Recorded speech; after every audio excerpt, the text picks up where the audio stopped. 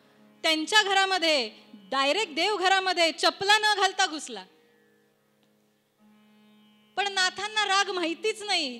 नाथांनी त्यांचे प्रेमाने हात धरले आणि नाथ म्हणतायत, तुमचं देवावर एवढं प्रेम आहे की तुम्ही चपला सुद्धा काढायचे विसरलात. एवढ्यावर त्या मनुष्याचं भागलं नाही. अजून राग आणायचा म्हणून गिरिजाबाई जेव्हा जेवायला वाढत होत्या तेव्हा मागून त्यांच्या पाठीवरती बसला. आपल्या पत्नीच्या बाबतीत जर हे कोणी केलं असतं तर काय वाटेल ते, जिभेवर येईल ते आपण बोललो असतो. पण नाथ तितकेच शांत. उलट म्हणतायत, गिरिजाबाई सांभाळा बर का. आणि गिरिजाबाई त्यांच्याच पत्नी, कांता प्रिय भाषिणी.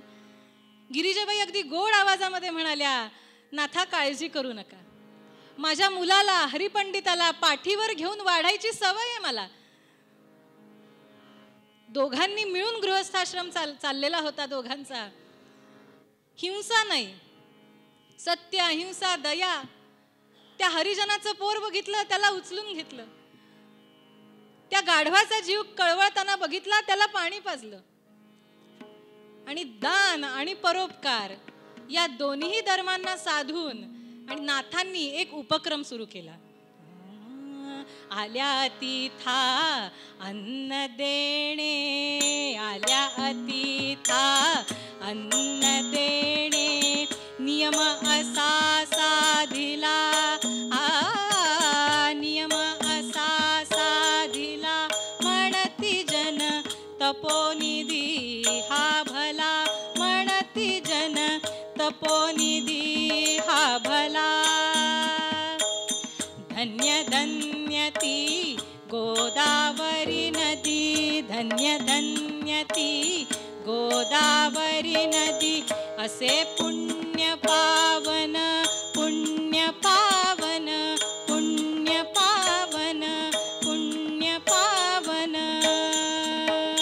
धन्य धन्य ती गोदावरी नदी, असे पुण्य पावन, जियेचे काठी क्षेत्र पैठण, जियेचे काठी क्षेत्र पैठण, जियेचे काठी क्षेत्र पैठण. नाथांनी एक उपक्रम सुरू केला, तो म्हणजे अन्नछत्र. हा शब्द तसा जुना आहे, पण यामध्ये दोन प्रहरच्या वेळेला अनेक बडी बडी मंडळी जेवणासाठी येत असत. आणि कुठलाही मनुष्य त्या वेळेला तिथे आला की तो ब्राह्मण आहे का हरिजन आहे, हिंदू आहे का मुस्लिम आहे, हे न पाहता नाथांनी त्याला जेवायला वाढावं. कारण आलेला प्रत्येक मनुष्य हा कृष्ण स्वरूप आहे, विठ्ठल स्वरूप आहे असं मानूनच ते त्याला जेवायला वाढत असत. नाथांनी हा उपक्रम सुरू केला आणि भगवंताच्या मनामध्ये असं आलं की हे काम आपण करावं. आणि इकडे द्वारकेमध्ये भगवंतांच्या पोटात अचानक दुखायला लागलं. जीव कासावीस झाला भगवंतांचा. ओरडतायत, आई ग आई ग. रुक्मिणी देवी धावत आल्या. अहो झालं तरी काय, पोटात दुखतंय ग, काय झालंय काही कळत नाही. अहो वैद्य बोलवूयात का, धन्वंतरींना बोलवूयात का, त्यांनी काही होणार नाही म्हणाले. मग काय करूयात तुम्ही सांगा. भगवंत म्हणतायत, मला एक वैद्य माहितीये. वैद्य एक आहे जगती, गोदातीरी राहे ग. वैद्य एक आहे जगती, गोदातीरी राहे ग. हारित से भवरोगाते, हारित से भवरोगाते, जाईन लवला हे बाई. वैद्य एक आहे जगती, गोदातीरी राहे ग. वैद्य एक आहे जगती, वैद्य एक आहे जगती, हो वैद्य एक आहे जगती. भगवंत म्हणाले, मला एक वैद्य माहितीये जो गोदावरीच्या काठावर पैठणामध्ये राहतो, तो माझा रोग बरा करू शकेल. रुक्मिणी देवींच्या लक्षात आलं, यांना भक्ताच्या घरी जायची ओढ लागलीये. नाथांच्या घरी जायचं म्हणता. होय ग रुक्मिणी, आठवण येतेय भक्ताची. अगं काय सांगू तुला, मातेसी गोडी जशी बालकाची, देवासी प्रीती निज सेवकाची. संतुष्ट झाला से चक्रपाणी, नाथा गृही सेवुनी वाहू पाणी. गोपाल कृष्ण भगवान की जय. भगवंतांना असं वाटायला लागलं की हे जे काम आहे ते आपण करावं. कोणतं? तर अन्नछत्रामध्ये अन्न बनवणं हे जेवढं कठीण, त्यापेक्षा त्यासाठी लागणारं पाणी हे आणणं जास्त कठीण. कारण गाव उंचावर, नदी खोलात, ते नदीचं पाणी कावडीने किंवा स्त्रियांनी डोक्यावरून घागरीने आणणं हे किती कठीण हे त्या लोकांना माहिती. आणि ते काम नाथ आणि गिरिजाबाई स्वतः करत.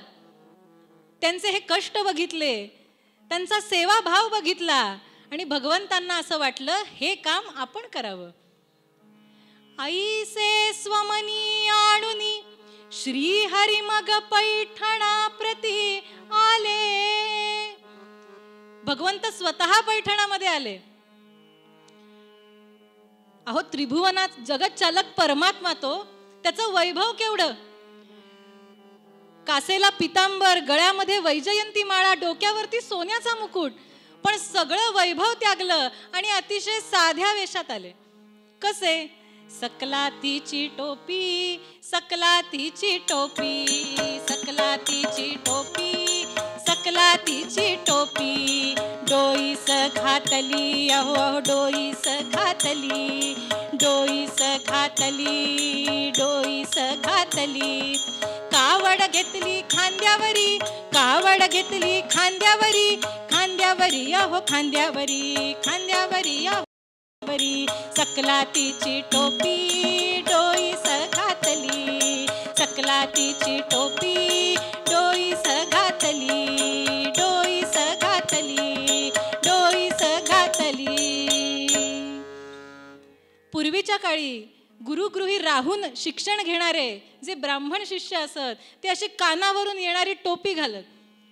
संत सूरदासांच्या फोटोत किंवा गोंदवलेकर महाराजांच्या फोटोत बघितलं असेल तशी सकलातीची टोपी डोक्यावरती घातली, कमरेला शुभ्र वस्त्र नेसलं, अंगावरती पंचा घातला, कपाळावरती गंधाचा उभा नाम आणि त्यावर बुक्क्याचा टिळा. अशा साध्या वेशामध्ये भगवंत पैठणामध्ये हजर झाले आणि नाथांचा पत्ता विचारतायत. अहो, पूर्ण विश्व ज्यांनी निर्माण केलं त्यांना नाथांचा पत्ता माहीत नसेल का? पण सोंग घेतलंय ना, मग चोख जमलं पाहिजे म्हणून पत्ता विचारत विचारत भगवंत पुढे चाललेत.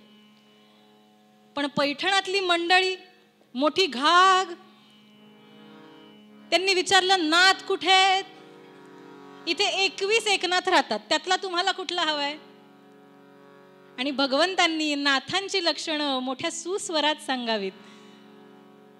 सदाचार संपन्न सद्भाव मूर्ती, शशीच्या परी शुभ्र जाची सुकीर्ती. मुमुक्षुसी जो दावी सुश्रेय पंथा, नमस्कार माझा तया एकनाथा. संत एकनाथ महाराज की जय. ते एकनाथ कुठे राहतात मला सांगा. पण त्या लोकांनी काय असा पत्ता सांगावा? त्या पैठणाला 21 प्रदक्षिणा घातल्या आणि भगवंत नाथांच्या दारामध्ये येऊन पोचले. अहो नाथ, दमून आलेले ते भगवंत, त्यांनी नाथांना हाक मारली. कुणीतरी आलाय, शिणून हाक मारतोय. नाथांच्या लक्षात आलं. नाथ धावत बाहेर आले. बाहेर आल्याबरोबर भगवंतांनी त्यांचे पाय धरले, पण नाथ त्यांना उठवतायत. अहो माझ्या कसले पाया पडता? मी अतिशय सामान्य माणूस. नाही नाही, सामान्य कसे? तुम्ही संत आहात, महात्म्य आहात, म्हणून मी इथे आलोय, लांबून आलोय. तुझी कीर्ती ऐकून इथे आलो, तुझी कीर्ती ऐकून इथे आलो. साधू मूर्ती पाहो निधन्य झालो, साधू मूर्ती पाहो निधन्य झालो. नाथांचं दर्शन घेतलं आणि भगवंतांना असं वाटलं कदाचित माझं मागच्या जन्मीचं पुण्य असेल. साधू मूर्ती पाहो निधन्य झालो, पूर्वजन्मीचे सुकृत असे जाण, पूर्वजन्मीचे सुकृत असे जाण, तुझी सेवा निष्काम करी पूर्ण, तुझी सेवा निष्काम करी पूर्ण. साधी मूर्ती ऐकून इथे आलो, साधू मूर्ती पाहो निधन्य झालो, धन्य झालो, धन्य झालो. नाथांच्या पाया पडून त्यांना म्हणतायत, नाथा कदाचित रामावतारामध्ये कृष्णावतारामध्ये माझं काहीतरी पुण्य गाठीशी आहे म्हणून तुमच्यासारख्या संतांची भेट झाली. अहो मी लांबून आलोय, तुमची सेवा करण्याकरता इथे आलोय. नाथ म्हणतात, लांबून आलायस, असू दे, ये ये, पण गाव कुठलं? गाव माहित नाही म्हणाले, असाच फिरत असतो मी कुठे कुठे. बर वडील, वडील मी कधीच बघितलं नाही. कोणी म्हणती नंदाचा, काही जण म्हणतात पालयती सहा पिता. कोणी म्हणती नंदाचा, कोणी म्हणती वसुदेवाचा. पालयती सहा पिता, जनयती सहा पिता. मला प्रत्येक जण वेगळे वेगळे माझे वडील सांगतात, पण पत्ता नाही बापाचा, माझा मीच स्वयंभू.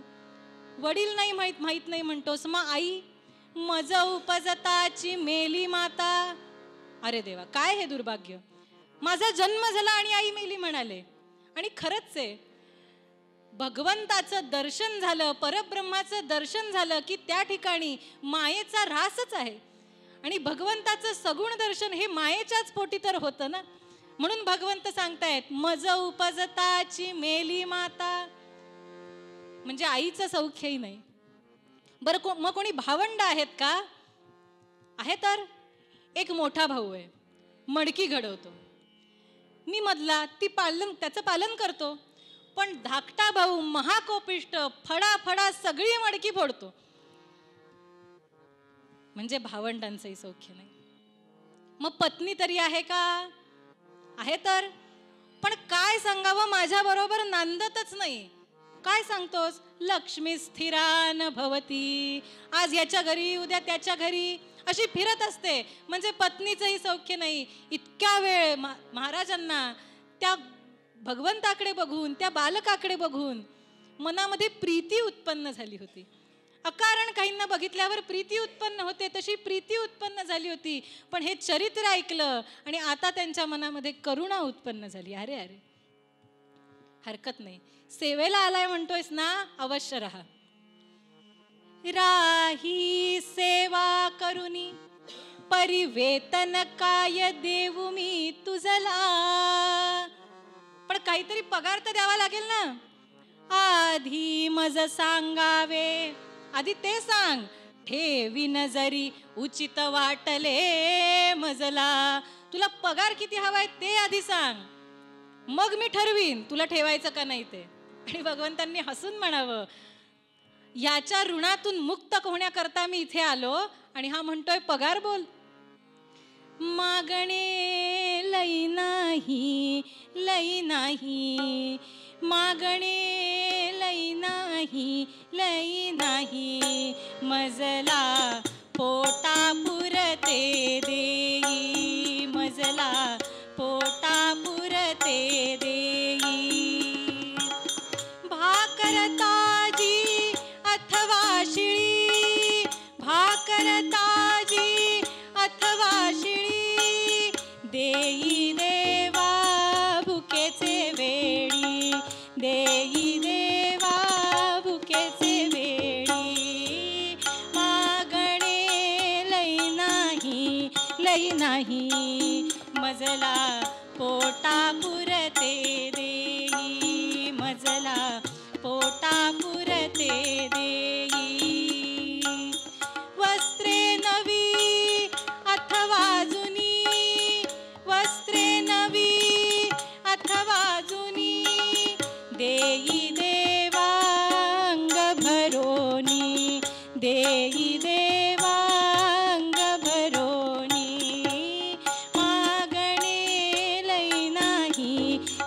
नाही मजला पोटा पुरते देई पोटा पुरते देई पोटा पुरते देई. भगवंत म्हणताय मला काही नको. अहो जे काही घरात शिजलेलं असेल त्यातलं शिळं ताजं जे काही असेल ते मला द्या. त्यातही तुम्ही खाऊन उरलेलं उच्छिष्ट जर काही असेल तर माझं महत् भाग्य. शिवाय अंगावर घालण्यासाठी तुम्हीच वापरलेली धोत्र उपरणी ही दिलीत तरी चालेल. नाथांना आश्चर्य वाटलं. सेवा करायला आलाय म्हणतो आणि पगार नको म्हणतो. अहो आमच्या घरी जर असं कोणी म्हणालं मी सेवा करून राहीन आणि पगार नको तर आपल्याला खरं वाटेल का? अहो पगार नको म्हणून येईल आणि घरात कोणीच नाही असं बघून सगळंच एका दिवशी गोळा करून नेईन. नाथांना आश्चर्य वाटलं. सेवा करीन म्हणतो आणि पगार नको. नाथ म्हणतायत पगार बोल, भगवंत म्हणतायत पगार नको. बराच वेळ हेच चालल्यानंतर मग नाथांना एक युक्ती सुचली. मग नाथ बोलत वचन सेवा न करावी विना वेतन तरी आम्ही तुझे लग्न करूनी देऊ निश्चये. आम्ही काय करून देऊ? तुझी पत्नी तुझ्या बरोबर राहत नाही म्हणतोयस ना, मग आम्ही तुझी एक चांगली मुलगी बघून लग्न करून देऊ. तुला हवे तितके दिवस तू इथे राहा. आता भगवंतांना प्रश्न पडला. आधीच लोक ओरडतायत 16,108 त्यात हे नवीन आणखी एक प्रकरण वाढलं. शिवाय रुक्मिणी देवींना सांगून निघालोय काही दिवसात का होईना परत येईन. त्या म्हणतील ह्याच्यासाठी गेला होतात का? पण आत्ता नाथांच्या घरी राहायला मिळतंय ना. भगवंतांनी होय म्हणलं आणि भगवंत नाथांच्या घरी सेवा करण्याकरता राहिले. नाथ म्हणतायत अरे ही दीनता कशाला? माझा हरिपंडित जसा तसाच तू. एकदा तुला माझं म्हटलं की जसे लाड त्याचे होतात ना तसेच तुझे होणार. म्हणून गिरिजाबाईंची भेट घालून दिली. गिरिजाबाई म्हणतायत सगळी कामं करायला लागतील बरं का. हे माझं काम नाही, मी पुरुष आहे असं म्हणून चालणार नाही. गरज पडली तर माझ्याबरोबर भाजी चिरावी लागेल, पाणी भरावं लागेल, स्वयंपाक घरातली सुद्धा सगळी कामं तुला करायला लागतील. मान्य असेल तर सांग. भगवंत म्हणतायत मला सगळं मान्य आहे, फक्त माझ्याही काही सवयी तुम्ही लक्षात घ्या. मी तसा थोडासा नाटकी आहे, कधीतरी खोटं बोलतो आणि मला चोरून खायची सवय आहे. पण गिरिजाबाई कांता प्रिय भाषिणी गोड भाषेमध्ये त्याला म्हणतायत अरे इथे कशाला कड्या कुलपच नाहीत, त्यामुळे चोरून खाण्याचा प्रश्नच येत नाही. माझा हरिपंडित जसा तसाच तू, तुला काय हवं ते घेऊन खा. आणि भगवंत नाथांच्या घरी सेवा करण्याकरता राहिले. किती सेवा करावी? निळोबांनी वर्णन केलं. द्वारकेची मूर्त एकनाथा घरी, द्वारकेची मूर्त एकनाथा घरी, पाणी वाहे हरी कावडीने, पाणी वाहे हरी कावडीने, श्रीखंड्या चंदन उगाळून करी, श्रीखंड्या चंदन उगाळून करी, धोतरे गंगा तीरी दूतसे, धोतरे गंगा तीरी दूतसे, निळा म्हणे ऐसा भक्त भक्त एकनाथ, निळा म्हणे ऐसा भक्त भक्त एकनाथ, निळा म्हणे ऐसा भक्त भक्त एकनाथ. देवही अंकित तया पुढे, देवही अंकित तया पुढे, द्वारकेची मूर्त एकनाथा घरी, पाणी वाहे हरी कावडीने, कावडीने, कावडीने. भगवंत नाथांच्या घरी सेवा करण्याकरता राहिले. कशी सेवा केली असेल? पहाटे लवकर उठावं, आपली स्नानसंध्या उरकावी, त्यानंतर पूजेची सगळी तयारी करून ठेवावी, फुलं वेचून आणावीत, गंध उगाळून ठेवावं, धूप अगरबत्ती तेलाची वात तुपाची वात काय लागेल ती सगळी पूजेची तयारी करून ठेवावी. त्यानंतर नाथ अंघोळ करून तिथे येत. ते आले की त्यांची वस्त्र उपरणी धुण्यासाठी पुन्हा गोदावरीवरती जावं, त्यांची वस्त्र धुवून आणावीत. त्यानंतर खांद्यावरती कावड घ्यावी, त्यामध्ये पाणी भरावं. किती पाणी भरावं काही कल्पना? आजही तो रांजण पैठणामध्ये आहे. पण असं म्हणतात की कितीही पाणी भरलं तरी तो रांजण भरत नाही. किती पाणी भरावं? सतत हे भगवंत पाणीच भरतायत. त्यांना म्हणे इतकी कावड आवडली. लक्ष्मी हुनी अधिकही, आपल्या पत्नीपेक्षाही कावड जास्त आवडीची होती म्हणाले.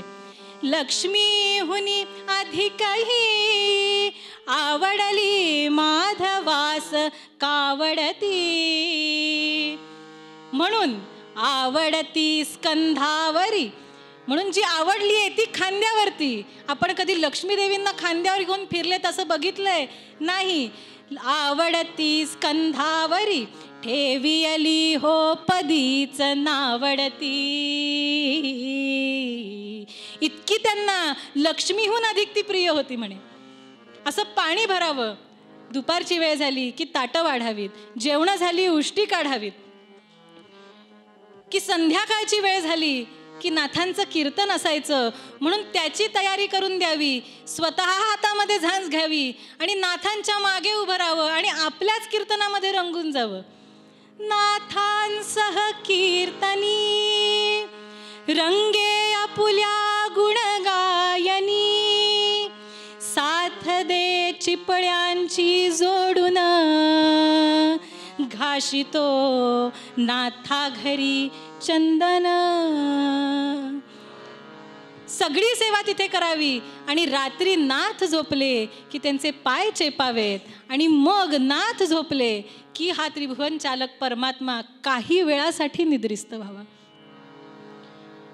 सेवा अशी केली होती की जितके वर्ष भगवंत तिथे राहिले तितके वर्ष नाथांनी कधी या श्रीखंड्याला झोपलेला पाहिला नाही. आणि जितके वर्ष श्रीखंड्या तिथे होता तितके वर्ष नाथांनी त्याला कधी पारोसा पाहिला नाही. अविरत सेवा चालू असायची. किती वर्ष? 1 वर्ष, 2 वर्ष. मोरोपंतांनी वर्णन केलं, ऐसी 12 वर्षे, ऐसी 12 वर्षे नाथ गृही राहुनी आनंदाने. जे सुख नाथा दिधले, जे सुख नाथा दिधले ते न कधी पाहिलेच नंदाने. प्रत्यक्ष नंदाने आपल्या पित्याने सुद्धा ज्याला सुख मिळालं नाही ते सुख भगवंतांनी नाथांना दिलं. 12 वर्ष भगवंत त्यांच्याकडे राहिले. 12 वर्ष भगवंत राहिले पण नाथांना कळलं नाही, पैठण्यातल्या लोकांना कळलं नाही, कुणालाच कळलं नाही. मग तुम्ही म्हणाल तुम्हाला कसं कळलं? याला कारण सुद्धा एक भक्तच झाला. वृंदावनामध्ये मदन महाराज नावाचा एक भक्त होता.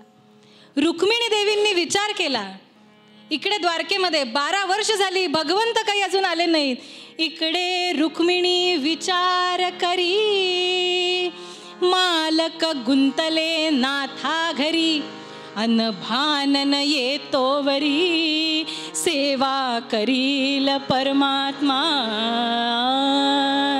जोपर्यंत यांना भान येणार नाही ना हे असेच सेवा करत राहतील. आणि म्हणून रुक्मिणी देवींनी त्या मदन महाराजांना दृष्टांत दिला आणि सांगितलं, तुम्हाला भगवंतांचं दर्शन हवंय ना, मग भगवंत इथे नाहीत, पैठणात आहेत, तुम्ही तिथे जा. आणि रुक्मिणी देवींच्या सांगण्यावरून हे मदन महाराज पैठणाकडे निघाले. पण रुक्मिणी देवींनी सांगितलं होतं, कुणालाही सांगू नका भगवंत तिथे आहेत, केवळ दर्शन घ्यायला जा. आणि हे महाराज तापलेल्या तव्यावरती चणे उडावेत तसे उड्या मारत निघालेत. पैठणात देव आहेत, मला दर्शन होणार, पैठणात देव आहेत, मला दर्शन होणार. उड्या मारत हे महाराज निघाले आणि पैठणात येऊन पोचले. आणि नदीवरती त्यांना एक पाणक्या दिसला. अहो हा श्रीखंड्याच.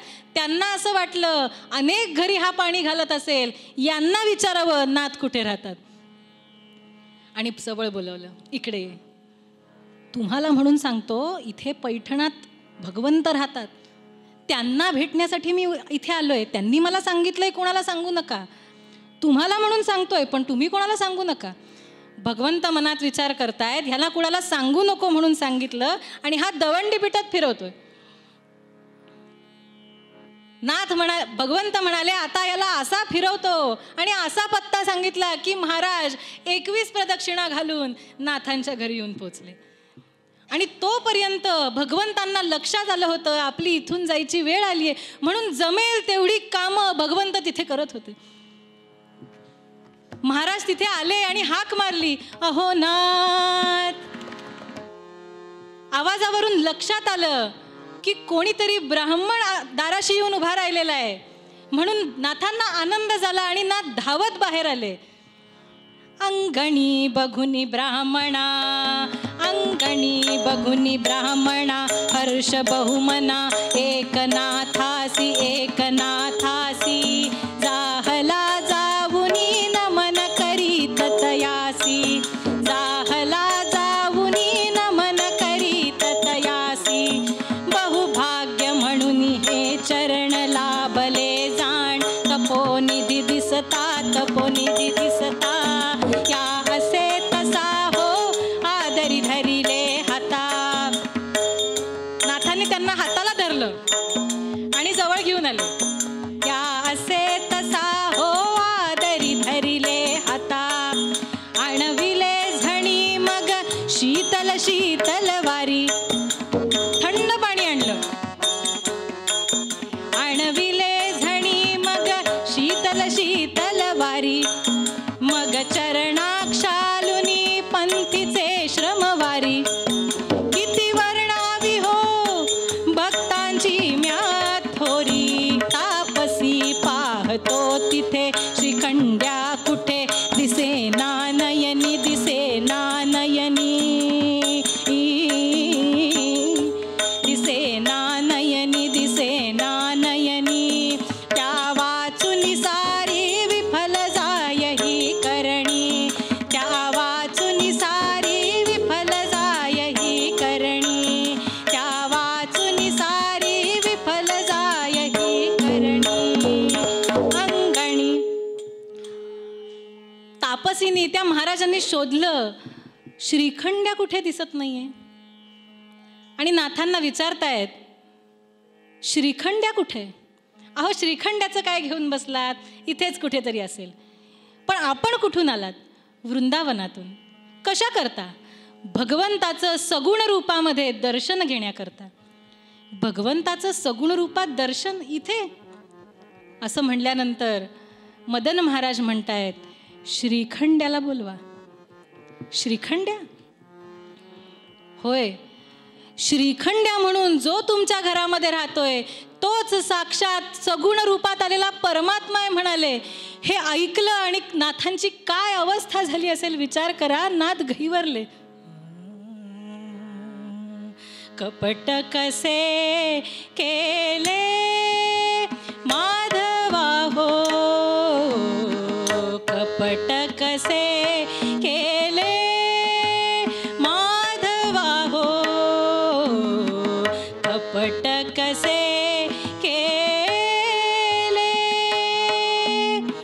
माझे घरीचा होवो निदास, माझे घरीचा होवो निदास, केले नीच अशा कार्यास, केले नीच अशा कार्यास, मुखी न पडला सुखे ग्रास, मुखी न पडला सुखे ग्रास, कपट कसे केले माधवा हो, कपट कसे केले. नाथांच्या डोळ्यामध्ये घळघळ घळघळ पाणी यायला लागलं. नाथांना वाटलं, देवा काय तुम्ही वागलात. माझ्या घरची, माझ्या अंगावरची वस्त्र धुतलीत, उपरणी धुतलीत, पाटपाणी उष्टी सुद्धा काढलीत, फसवलत मला. पण आहात तरी कुठे? आता का नाही तुम्ही समोर येत? मदन महाराज म्हणतायत, पहा असेल देव घरी.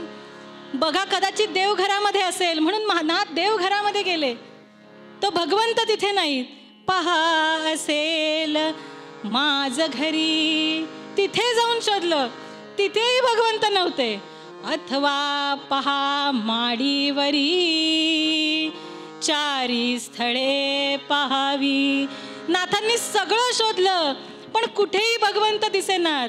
कदाचित मागच्या अंगणामध्ये पाणी भरण्यासाठी गेला असेल म्हणून धावत तिथे गेले.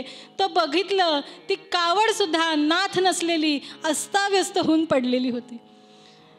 नाथ म्हणतायत, भगवंता तुम्ही फसवून तुम्ही माझ्याकडे राहिलात. आणि मदन महाराज म्हणतायत, नाथा एवढ्या लांबून मी आलो दर्शन घेण्यासाठी भगवंताचं, आणि जर मला भगवंताचं दर्शन झालं नाही ना, ते इथे तुमच्या अंगणामध्ये मी जीव देईन. नाथ म्हणतायत, महाराज असं करू नका. आणि भगवंताला विनवणी करतायत, देवा तू माझ्याकडे सेवा केलीस, तुझ्याकडून मी सेवा करवून घेतली, हे पातक अर्थातच माझ्या माथ्यावरती आहेच, पण आता ब्रह्महत्येचं पातकही माझ्या माथी लावतोस का? जर या महाराजांनी इथे जीव दिला तर माझी काय अवस्था होईल विचार कर. आणि भगवंताला आळवतायत, तो मी कुठे गेलोच नव्हतो, देवघरात पूजेची तयारी करत बसलो होतो. अशा अवस्थेत हातात चंदनाचं खोड घेतलेलं, हाताला सगळीकडे चंदन लागलेलं, अशा अवस्थेत भगवंत बाहेर आले. भगवंतांनी दर्शन दिलं. गोपाल कृष्ण भगवान की जय. नाथ म्हणतायत, देवा तुम्ही फसवलं, मी तुला शीण दिला, सगळ्यांचं दुःख हरण करणारा तू, सगळ्यांचा त्रास नाहीसा करणारा तू, पण मी तुलाच शिणवलं. भगवंत म्हणतायत, असं काही नाही, तुझ्या भक्तीचं ऋण माझ्यावरती एवढं झालं होतं की त्याच्यातून मुक्त होण्याकरता आम्ही इथे आलो. असं म्हटल्यावरती मदन महाराजांना प्रश्न पडला, नाथा अहो 12 वर्ष तपश्चर्या करतोय मी, घरदार सोडून संन्यास घेऊन 12 वर्ष तपश्चर्या करतोय मी, पण मला भगवंताचं दर्शन एवढं सुलभरित्या झालं नाही. तुम्ही असं काय केलं की तुम्हाला भगवंताचं दर्शन झालं? तेव्हा नाथ म्हणाले, मी काय वेगळं करणार, मी तर गृहस्थाश्रमी माणूस. आपुली जैसी शक्ती तैसा की जे धर्म. गृहस्थाश्रमी माणसाचे जे 5 धर्म सांगितले तेवढंच पालन मी केलं. एवढं म्हणल्यानंतर पुढचं वाक्य भगवंतांनी पूर्ण केलं, परमार्थाचे वर्म हेची येथे. भगवंताला धावत तिथं यावं लागतं. परब्रह्म तिथे तिष्ठत उभा असतो, तेव्हाच तुमचा गृहस्थाश्रम धन्य होतो. नाहीतर श्रम हा सांगितलेलाच आहे. हाच आशय आजच्या मूळभंगामध्ये तुकाराम महाराज शिकवताना म्हणाले, आपुली शक्ती जैसी तैसा की जे धर्म. आपुली शक्ती जैसी तैसा की जे धर्म. परमार्थाचे वर्म हेची येथे. परमार्थाचे वर्म हेची येथे.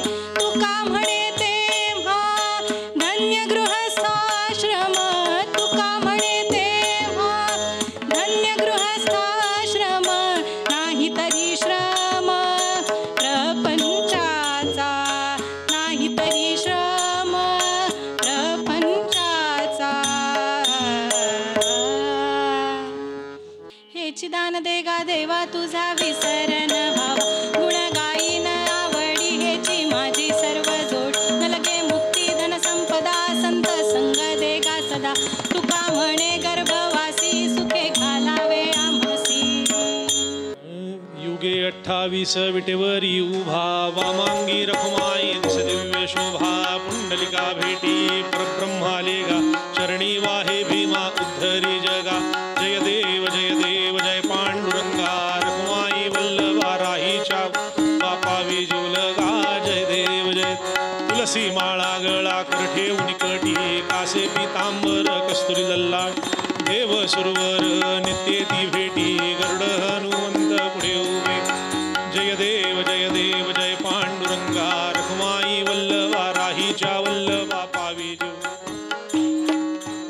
आषाढी कार्तिकी भक्त